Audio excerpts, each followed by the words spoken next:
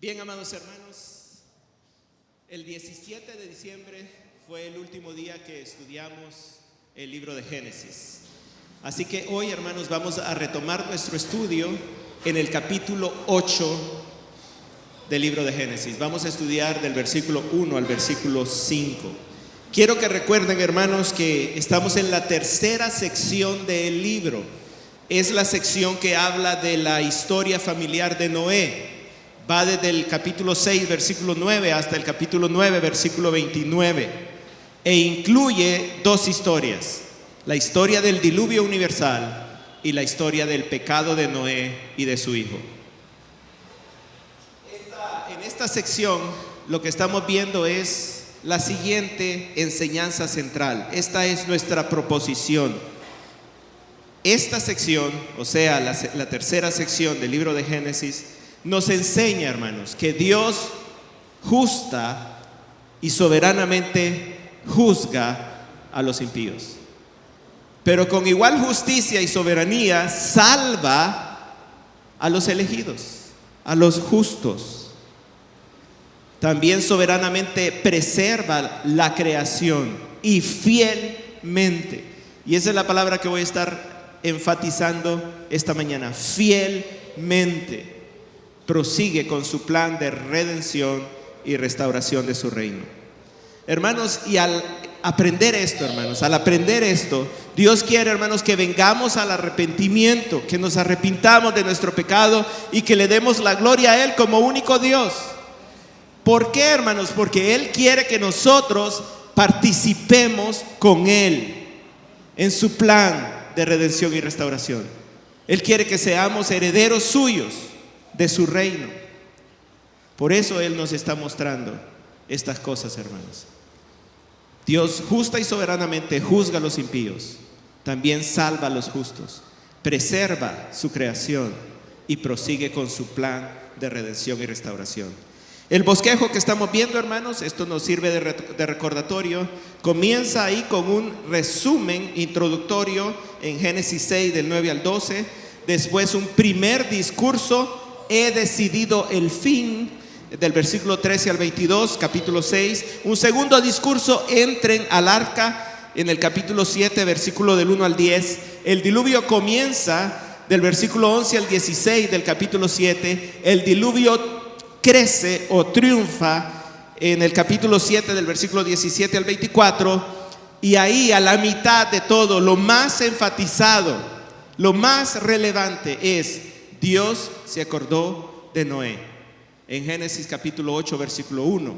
Después de eso, pues el diluvio comienza a decrecer, a bajar, del versículo 1 al 5. El diluvio termina del versículo 6 al 14 del capítulo 8. Luego vemos el tercer discurso de Dios: salgan del arca, en capítulo 8, versículo 15 al 19. Y por último, el cuarto discurso de Dios: he decidido preservar.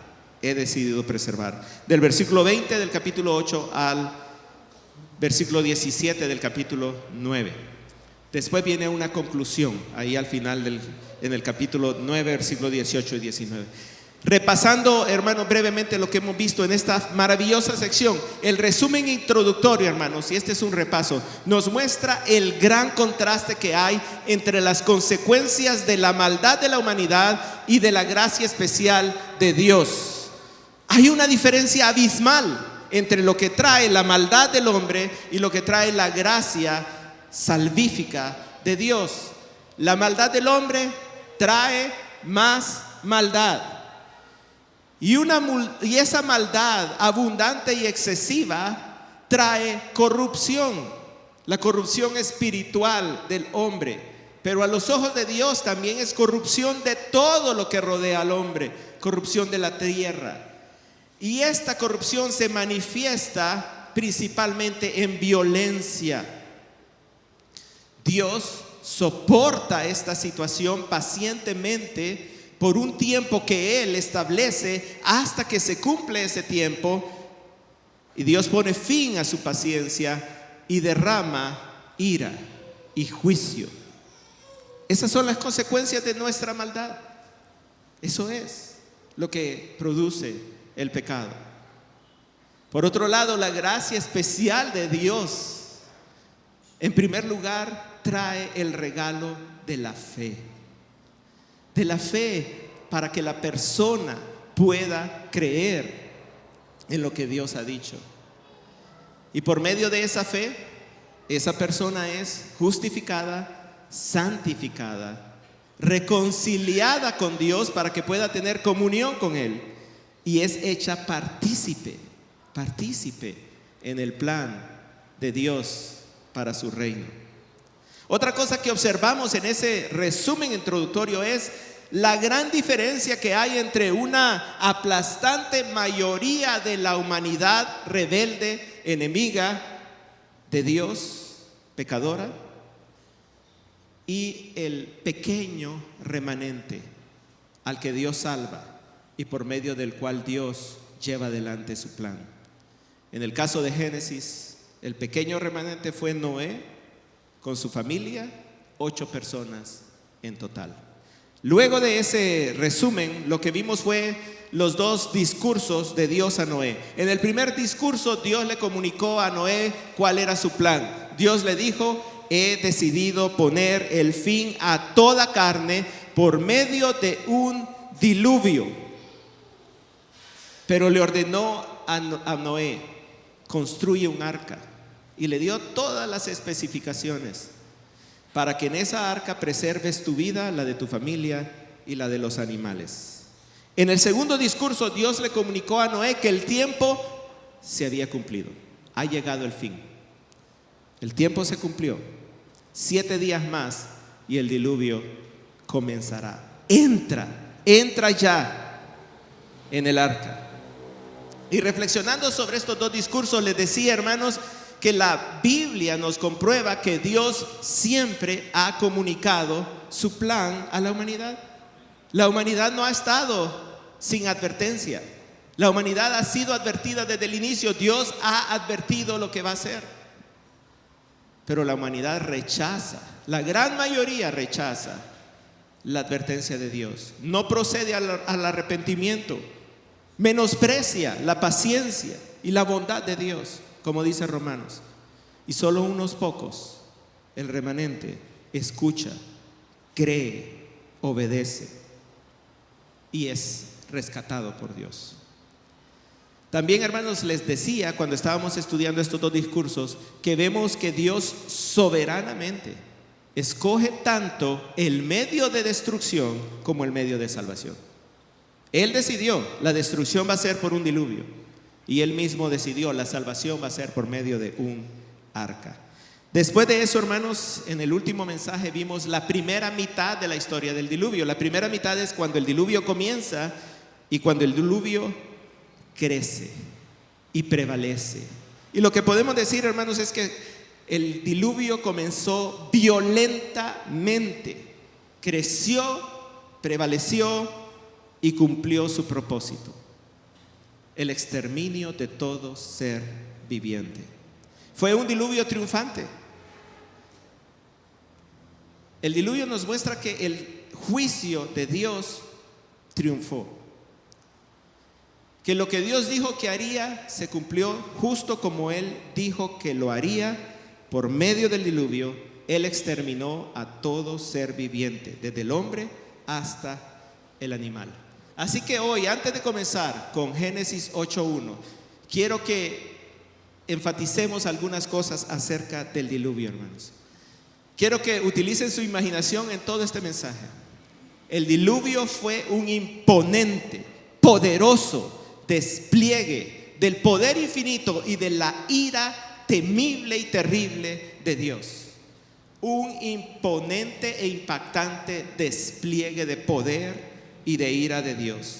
Según Génesis 7:11, véanlo ahí en sus Biblias, Génesis 7:11, en el día establecido, en ese mismo día, un día que solo Dios conocía, un día que estaba en la mente de Dios, e implícito, hermanos, está ahí cuando Él dio la orden. No lo dice la palabra, pero implícito está. En ese día establecido, cuando Él dio la orden,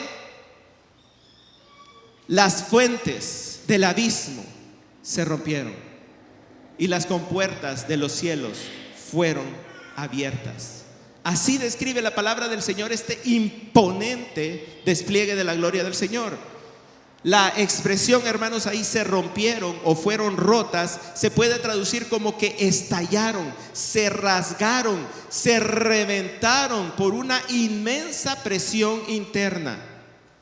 Las fuentes o manantiales del gran abismo, hermanos, se refiere a enormes cantidades de agua subterránea.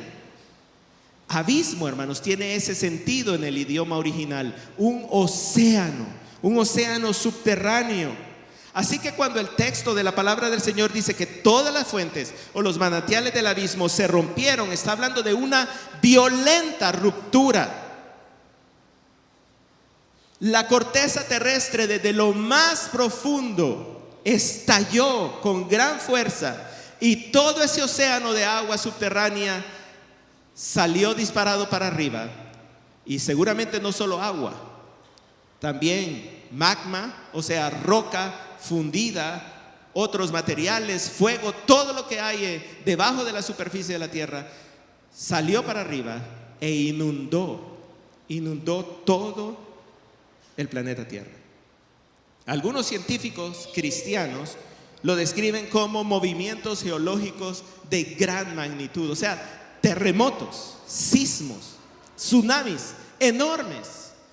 El doctor Terry Mortenson, quien tiene un máster en divinidades y un doctorado en historia de la geología, lo describe así. Escuchen lo que él dice: la actividad geológica a la que se refiere el término ruptura de las fuentes del abismo debió implicar una profunda fractura de la corteza terrestre, acompañada de dramáticos movimientos terrestres. Hermanos, ¿han ustedes sentido algún temblor? Se asusta uno, ¿verdad? Y esos temblores son nada, hermanos, realmente. O sea, comparados con lo que sucedió aquí. Pues movimientos terrestres, erupciones volcánicas y terremotos devastadores. Génesis, dice este doctor en geología, describe una actividad geológica catastrófica a escala global, restringida por Dios, obviamente, y por tanto ausente antes del diluvio. O sea, aquí todo eso que Dios tenía bajo control, Dios liberó ese control y estalló violentamente. Otro científico llamado Buddy Hosh, quien tiene una maestría en ingeniería mecánica de la Universidad del Sur de Illinois, dice esto: esto implica un comienzo violento del diluvio, cuando manantiales o fuentes de agua subterránea estallaron para arrojar grandes cantidades de agua y tal vez de otros materiales a la superficie desde las profundidades de la tierra. Además, debido a que esta agua subterránea y otros materiales que brotaron se mencionan primero en Génesis 7:11 y 8:2, esto puede sugerir que la mayor parte del agua del diluvio provino de esta fuente. Lo que está diciendo este científico es que seguramente la mayor parte del agua que inundó la tierra completamente en el diluvio vino de abajo de la superficie. También ahí en Génesis 7:12 dice que se abrieron o se rompieron las compuertas de los cielos. Me gusta cómo lo dice su Biblia, véalo ahí. En su Biblia dice: se rompieron o se abrieron las cataratas de los cielos. Cataratas de los cielos. Esto, hermanos, nos hace recordar o nos hace pensar que había una gran cantidad de agua acumulada en la atmósfera o sobre la atmósfera terrestre. Recordemos, hermanos, y lo vimos en Génesis 2, que en los diseños perfectos de Dios, el diseño perfecto de la tierra, en ese diseño no se necesitaba la lluvia, ¿recuerdan? Sino que de la superficie se levantaba un vapor que regaba toda la tierra. Pero en ese día establecido por Dios, a la orden de Dios, toda esa cantidad de agua almacenada ahí arriba que Dios tenía bajo control cayó torrencialmente sobre la tierra. Y estuvo así durante 40 días. 40 días. el último domingo, el domingo 17 de diciembre, les hacía la comparación con el huracán Mitch o el Eta y el Iota. Llovió por una semana, quizá 2 semanas, pero no fueron lluvias tan torrenciales. Imagínense esta: las cataratas de los cielos se rompieron y cayeron sobre la tierra durante 40 días completos. En Génesis 1:2, recordando Génesis 1:2, dice que al inicio la tierra estaba desordenada y vacía, y el Espíritu de Dios se movía sobre la faz de las aguas. Y en Génesis 1:7 dice que en el segundo día de la creación Dios creó la expansión, o sea, esa división, y le llamó cielos. ¿Para qué? Para separar las aguas debajo de la expansión de las aguas arriba de la expansión. Todas esas aguas en Génesis 7, en el diluvio, todas esas aguas que estaban separadas volvieron a unirse. El agua de arriba cayó, el agua de lo profundo surgió y exterminó todo lo que existía. Esta unión de las aguas ocasionó una catástrofe mundial con tanta muerte y destrucción como nunca se ha vuelto a ver en la historia, y como solo será vista en el día final. Un comentarista dice lo siguiente: al liberar las aguas reprimidas debajo y sobre la tierra, Dios estaba deshaciendo sus grandes actos de separación por los cuales se creó la tierra seca y las aguas quedaron confinadas en los mares. La tierra estaba volviendo al estado de Génesis 1:2, a estar desordenada, vacía y cubierta por agua. La creación entera quedó sumergida bajo el agua. Y como dice Génesis 7:23, el Señor exterminó todo lo que se movía, todo lo que respiraba, a todo ser viviente, comenzando por el hombre, los ganados, los reptiles, las aves del cielo, todo. Y durante 150 días las aguas aumentaron, crecieron, se elevaron por encima de los montes más altos. En Génesis 7, a partir del versículo 18 hasta el versículo 24, la palabra hebrea que más se repite es la palabra gabar, que se utiliza para describir el triunfo en la batalla, la conquista. Se utiliza para describir a un héroe, para describir al diluvio. Esa es la palabra que se utiliza, gabar, triunfo. Y la segunda palabra que más se repite en todo ese pasaje, Génesis 7 del 18 al 24, es la palabra tierra, para decirnos que las aguas estaban aplastando, subyugando la tierra completamente. La palabra de Dios, hermanos, resalta que este fue un diluvio de destrucción y exterminio, un diluvio triunfante. Fue un diluvio que solamente Dios podía causar, pero también, hermanos, que este era su diluvio, era suyo, su diluvio. El diluvio hizo exactamente lo que Él quiso que hiciera: ponerle fin a toda carne. Esto nos demuestra que Dios fue soberano, triunfante, poderoso, victorioso en la destrucción. Pero recordemos, hermanos, que Dios había hecho 2 promesas. 2 promesas había hecho Dios. La primera está en Génesis 3:15. Génesis 3:15. Dice en Génesis 3:15: pondré enemistad entre tu simiente, entre tú y la mujer, entre tu simiente y su simiente. Él te herirá en la cabeza y tú lo herirás en el talón. Una promesa de redención, de restauración. Una promesa de un redentor que va a aplastar las obras de la serpiente. Y había otra promesa, Génesis 6, 17 y 18. Génesis 6, 17 y 18. Esta promesa la hizo Dios a Noé. Y le dijo: yo traeré un diluvio sobre la tierra. Yo mismo, ¿se acuerdan? Yo mismo voy a hacer esto. Traer un diluvio sobre la tierra para destruir toda carne en que hay aliento de vida debajo del cielo. Todo lo que hay en la tierra perecerá. Con violencia perecerá. Pero le dice Dios a Noé: estableceré mi pacto contigo. Y más adelante dice: para preservar la vida. Ambas, hermanos, son promesas de salvación, son promesas de restauración, son promesas de redención.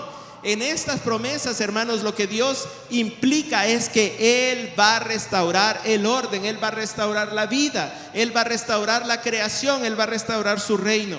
Entonces, hermanos, la pregunta que debemos hacernos es: así como Dios fue soberano y victorioso en la destrucción, así como Él triunfó en la destrucción, ¿podía también triunfar en la salvación? ¿Era poderoso para triunfar en la redención y restauración también? Leamos lo que dice la palabra del Señor. Génesis 8:1. Génesis 8:1. Entonces Dios se acordó de Noé y de todas las bestias y de todo el ganado que estaba con él en el arca. Y Dios hizo pasar un viento sobre la tierra y decrecieron las aguas. Las fuentes del abismo y las compuertas del cielo se cerraron y se detuvo la lluvia del cielo. Las aguas bajaron gradualmente de sobre la tierra y después de 150 días las aguas habían disminuido. Y en el día 17 del mes séptimo el arca descansó sobre los montes de Ararat. Las aguas fueron decreciendo lentamente hasta el mes décimo. Y el día primero del mes décimo se vieron las cimas de los montes. Hermanos, qué sencilla es la respuesta, ¿no? Qué sencilla es. Por supuesto, así como Él triunfó en la destrucción, Dios fue triunfante, victorioso y poderoso en la salvación, hermanos.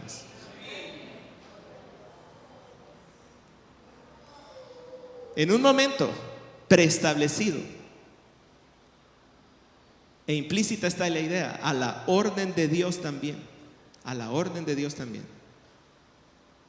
Él se acordó de Noé, de todos los seres vivos que estaban con él, y el diluvio triunfante comenzó a ser derrotado, comenzó a disminuir hasta que finalmente se secó. Dios cumplió sus promesas. Entonces, hermanos, vamos a meditar un poquito más profundamente. ¿Qué significa que Dios se haya acordado de Noé? Miren ahí en el versículo 8, capítulo 8, versículo 1. Dice: Dios se acordó de Noé. ¿Qué significa eso? ¿Se había olvidado Dios de Noé?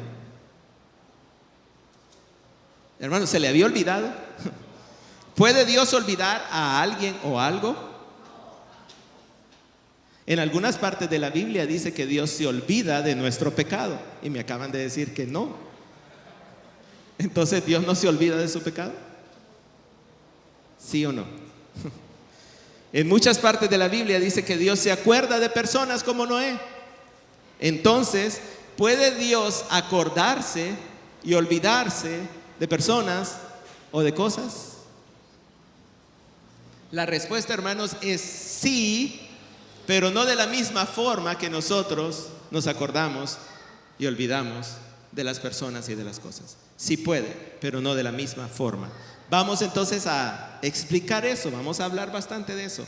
La Biblia, hermanos, enseña, y nosotros lo creemos, y está en nuestra declaración doctrinal, que Dios es omnisciente. Que Él, esto significa, aquí está lo que eso significa, que Dios tiene conocimiento perfecto de sí mismo y de todas las cosas reales, e incluso de todas las cosas reales fuera de Él, e incluso de todas las cosas que no se hacen realidad, es decir, de las posibilidades. Dios tiene perfecto conocimiento de estas cosas en un solo acto eterno. Es decir, de toda la eternidad Dios ha sabido todo. Eternamente y perfectamente Dios sabe todo. Así que Dios ha sabido todo eternamente. Eso significa que Él nunca ha aprendido algo nuevo. Él nunca ha aprendido. Eso también significa que Él nunca ha olvidado. Por tanto, Él tampoco se ha acordado de algo. Al menos, hermanos, no en la misma forma que nosotros nos acordamos y nos olvidamos de las cosas. Cuando dice Dios se acordó de Noé, no puede significar que Él se había olvidado de él y que después de 150 días de diluvio, 5 meses de estar en el arca, de repente se le vino a la memoria un recuerdo en su mente de Noé y Dios dijo: hoy, ¿y Noé? ¿A dónde lo puse? ¿En dónde lo dejé? Eso no puede significar. Entonces, hermanos, vamos a hablar aquí de dos cosas técnicas. Soporten esto, hermanos. Yo sé que son dos tecnicismos. Vamos a ver la siguiente. Ahí está. Hermanos, en la palabra del Señor nosotros encontramos dos figuras. Dos figuras. Esas expresiones como Dios se acordó, Dios olvida, Dios se arrepintió, Dios se enojó, o por ejemplo, no contristéis al Espíritu Santo. A esas expresiones, hermanos, se le llama antropopatías. Antropopatías.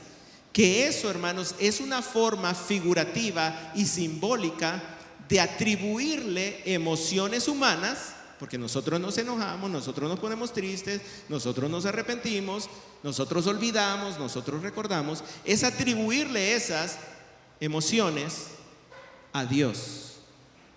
Pero es un hablar figurativo, es un hablar simbólico.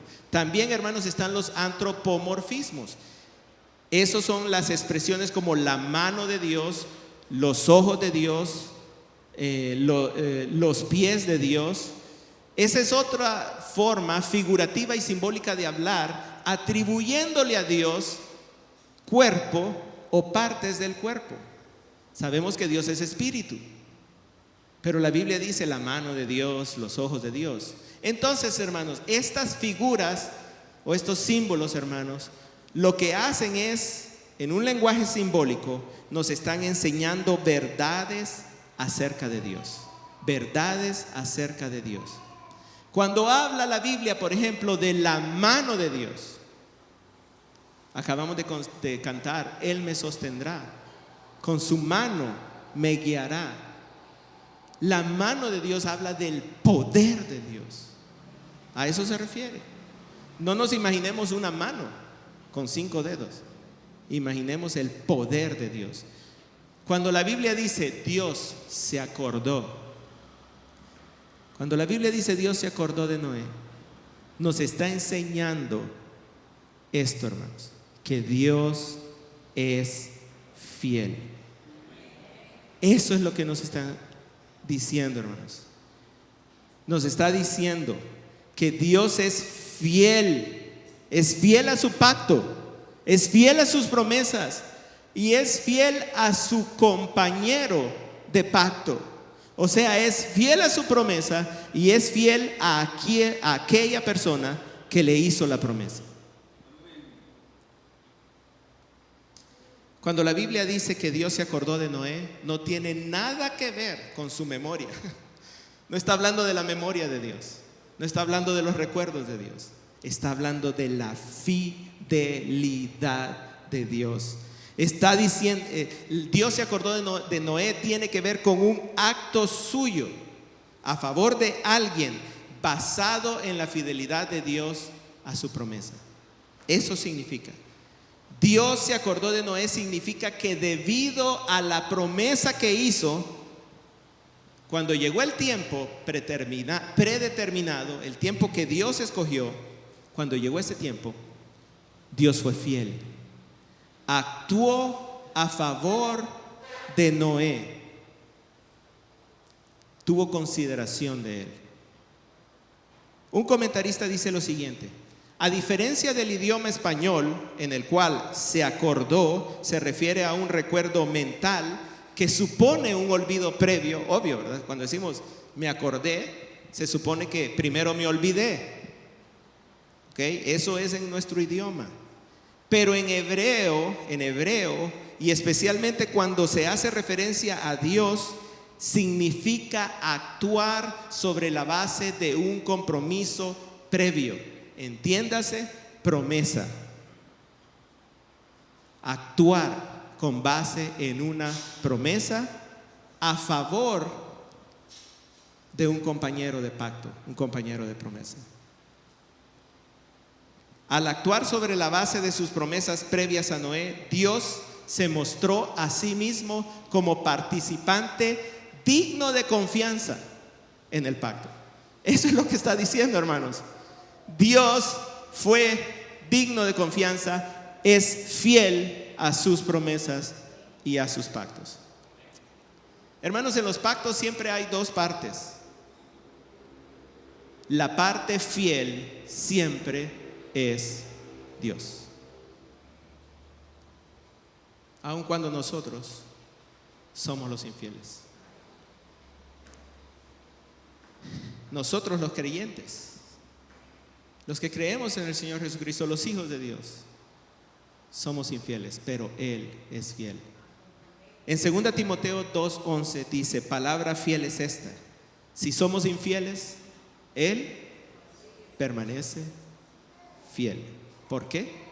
Porque no puede negarse a sí mismo.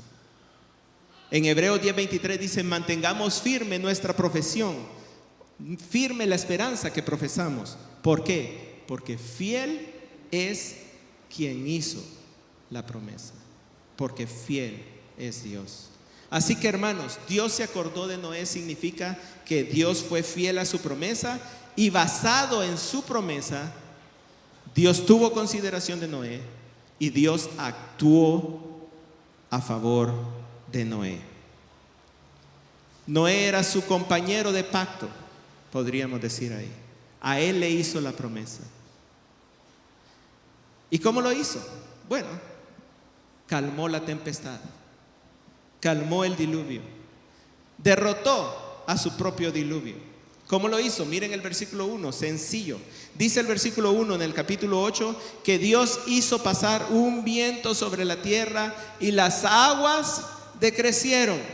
El lenguaje ahí, hermanos, es lenguaje de causa. Causa. Dios causó un viento que recorrió toda la tierra, y ese viento causó que las aguas comenzaran a decrecer. Fácil para Él, sencillo para Él. Cuando Dios se acordó de su promesa, con una simple orden suya, el diluvio poderoso pasó a ser un diluvio en retirada. Y ahí, hermanos, entre Génesis capítulo 8 del 2 al 5, ahí es la historia de el diluvio decrece. Es la historia del diluvio decrece. Y lo que está describiendo es lo opuesto, el proceso opuesto, o pudiéramos decir la reversión, la reversa de lo que sucedió en Génesis 7 del 11 al 24. Miren esta tabla, hermanos. Miren esta tabla. Aquí está Génesis 7 del 11 al 24, cuando el diluvio comenzó, y aquí está Génesis 8 del 1 al 5, cuando el diluvio decreció. ¿Qué nos dice las fuentes del gran abismo? Primero, en Génesis 7 se rompieron, estallaron, se rasgaron. En Génesis 8:1 dice, se cerraron. Las compuertas o cataratas del cielo en Génesis 7 se abrieron. Lluvia torrencial. En Génesis 8 se cerraron, se detuvieron. Las aguas en Génesis 7 crecieron. Las aguas en Génesis 8 bajaron. Las aguas en Génesis 7 aumentaron y crecieron mucho. Las aguas en Génesis 8 disminuyeron. El arca en Génesis 7 se elevó. En Génesis 8 descansó. Los montes en Génesis 7 fueron cubiertos. Los montes en Génesis 8 aparecieron, se vieron las cimas de los montes. Las aguas en Génesis 7 prevalecieron por 150 días. Las aguas en Génesis 8 disminuyeron durante 150 días. Dios fue fiel a su promesa, hermanos. Él fue triunfante, victorioso y soberano en la salvación. Génesis 8:1 es la primera vez que dice la Biblia que Dios se acordó de alguien. Primera vez en la Biblia que dice que Dios se acordó de alguien. Y Génesis 8:1 establece el paradigma, es decir, el patrón, el modelo de lo que significa que Dios se acuerde de alguien en la práctica y a lo largo de todas las escrituras. Este es el paradigma. El paradigma es que cuando Dios se acuerda de alguien, ese alguien generalmente es un creyente, es alguien que tiene fe en su Hijo prometido y a favor de quien Dios actúa. Dios actúa con base en su promesa, con base en su pacto. Y hermanos, la Biblia entera es un registro de la fidelidad de Dios. Toda la Biblia registra la fidelidad de Dios. Génesis 8:1, Dios se acordó de su promesa a Noé y el diluvio se terminó. Génesis 9, 15 y 16, Dios promete acordarse de su pacto con los hombres y con los animales, y cuando vea el arco iris, recordar su promesa y no volver a destruir la tierra por medio de un diluvio. Génesis 19, 29, Dios se acordó de Abraham y salvó a Lot. Génesis 30, 22, Dios se acordó de Raquel y le concedió 2 hijos. Éxodo 2:24 y 6:5, Dios se acordó de su pacto con Abraham, Jacob e Isaac. Escuchó los gemidos de Israel cuando estaban esclavos en Egipto y actuó a su favor y los sacó de Egipto. En Levítico 26, 41, 42 dice que cuando Israel se arrepienta, Dios se acordará de su pacto. En 1 de Samuel 1:19 dice que Dios se acordó de Ana y le concedió tener hijos. En Job 14:13, en medio de su gran desgracia, Job lo que clama es: oh Dios, si tan siquiera te acordaras de mí. Es lo que él dice: si tan siquiera te acordaras de mí. Y él sabe que Dios no lo ha olvidado. Lo que él está diciendo es: si actuaras a favor mío. En el Salmo 105:8 dice que Dios para siempre se ha acordado de su pacto, de la palabra que ordenó a 1000 generaciones. Y ahí está hablando de cada uno de sus promesas, desde la primera Génesis 3:15, pasando por el pacto con Noé, pasando por el pacto con Abraham, el pacto con David, el pacto con los sacerdotes y levitas, el pacto, el nuevo pacto, que es el que vamos a celebrar hoy en la cena del Señor. En el Salmo 146, 44 y 45 dice que Dios mira la angustia, Dios escucha el clamor y se acuerda de su pacto por amor a ellos. Y hay muchos ejemplos más, hermanos, pero el ejemplo más hermoso es este. En Salmo capítulo 8 versículo 4 dice: ¿qué es el hombre para que te acuerdes de él? Y el Hijo del Hombre para que lo cuides. Lo más hermoso es que a pesar de nuestra insignificancia, Dios se acuerda de nosotros. ¿Es usted un creyente? ¿Es usted un hijo de Dios? Entonces sepa que Dios se acordó de usted. ¿Y cómo actuó Dios en su favor? ¿Qué fue lo que Dios hizo a favor suyo? Envió a su Hijo Jesucristo. Eso es lo que Él hizo. Dios se acordó de todos los elegidos a los cuales prometió salvar, y lo hizo enviando a su Hijo Jesucristo. Y de eso es lo que canta María. María en Lucas 1, versículo 46 dice: mi alma engrandece, mi alma magnifica al Señor, y mi espíritu se regocija en Dios mi Salvador. ¿Por qué? Porque ha ayudado a Israel su siervo, para recuerdo de su misericordia, acordándose de su misericordia. María estaba dando gracias porque ya estaba convencida de que por medio de ella iban a ser el Salvador. Y lo que ella dice es: mi alma lo engrandece porque se ha acordado de tener misericordia. Se ha acordado de ella, pero se ha acordado de su pueblo. Incluso Zacarías dice lo mismo. Ahí en Lucas 1:68 dice: bendito sea el Señor Dios de Israel, porque nos ha visitado, ha traído redención para su pueblo, para mostrar misericordia a nuestros padres, dice, y para recordar su santo pacto. Para recordar su santo pacto.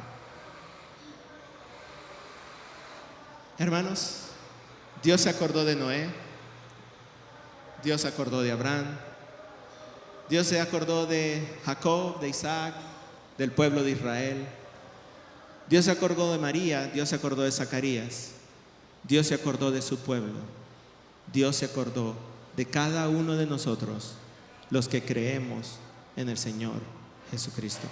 Qué motivación tan grande podemos tener hoy, para que así como Dios se acordó de nosotros, ahora nosotros nos acordemos de lo que Él hizo por nosotros en la cena del Señor.